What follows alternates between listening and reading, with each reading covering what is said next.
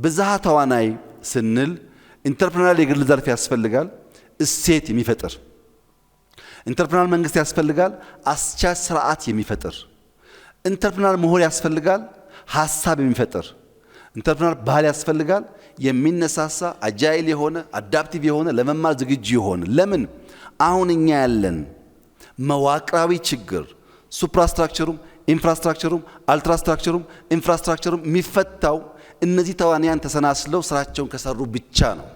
በአንድ ወገን ጥረትና ስራ የተሟላ ውጤት ልናመጣ አንችልም። የተሻገረ የተሳሰረ ምሁራዊ ሚና እንዴት እንወጣ? አንደኛ ንቁ ተሳትፎ፣ በእያንዳንዱ የሐሳብ ገበያ ውስጥ የራስን ድርሻ ኮንትሪቢዩት ለማድረግ በንቃት መሳተፍ፣ ከራስ የተሻገረ ዓላማ መያዝ፣ ሐሳብ ትልቁ ፕሮዳክት እንደሆነ ማመን፣ የሰው ዋነኛው የእድገት አቅም ዘር የሚነሳው ከሐሳብ እንደሆነ ማሰብ፣ ምሁራን ድልድይ መሆን። በቴሲስ እና አንታይ ቴሲስ እምብዛም ችግር የለም። ሐሳብ ሲመጣ በተቃረነ ሌላ ኤክስትሪም መቆም ችግር የለም። ሲንተሲስ ላይ መስራት፣ ከሁለቱም ወገኖች ጠቃሚ ነገር ካለ ወስዶ መካከለኛ የሆነ አሻጋሪ ሐሳብን መንደፍ የምሁራን ሚና ይሆናል። ብሔራዊ እይታ ከሐሳብ ከሐሳባዊ ፋይዳ ባሻገር ከእውቀታዊ ፋይዳ ባሻገር ብሔራዊ ፋይዳው ማየት ጀስት አውቄያለሁ ተመርቄያለሁ ሳይሆን ለሀገር ለማህበረሰብ ያለውን ኢምፓክት ማየት። ምሁርነት ከሙያዊ ስኬት ከሙያዊ ኬሪየር ባሻገር ለሀገር እድገት ያለውን ጠቀሜታ ማየት። ክፍል ከጊዜ ሰሌዳ ባሻገር ከጠባብ ሩም ባሻገር ሀገርና ትውልድን እያሰቡ መስራት። ጊዜ የማይገድበው ሙያዊ ልዩነት የማያጥረው ፖለቲካዊ ዲፍረንስስ የማያስቀሩት ምሁር መሆን ይኖርበታል።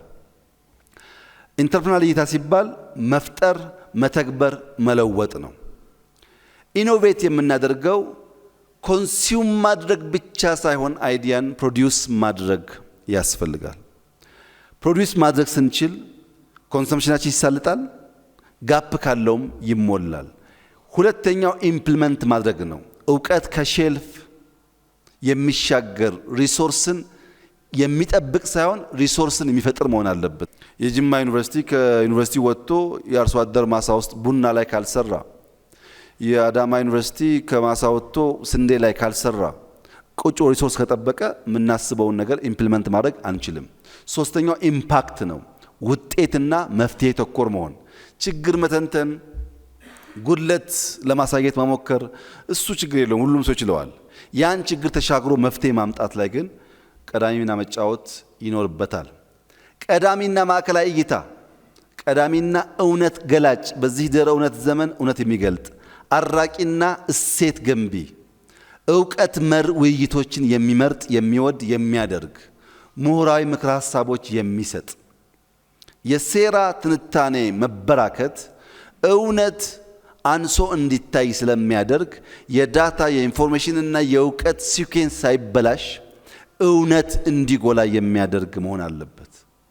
እውነት መርምረው መግለጥ፣ ነገር ከስር ከመሰረቱ ማየት የሚችሉ ምሁራን ሲበራከቱ ኢትዮጵያ ውስጥ ያለው ችግር ተፈቶ የምናስበውን ነገር እናሳካለን።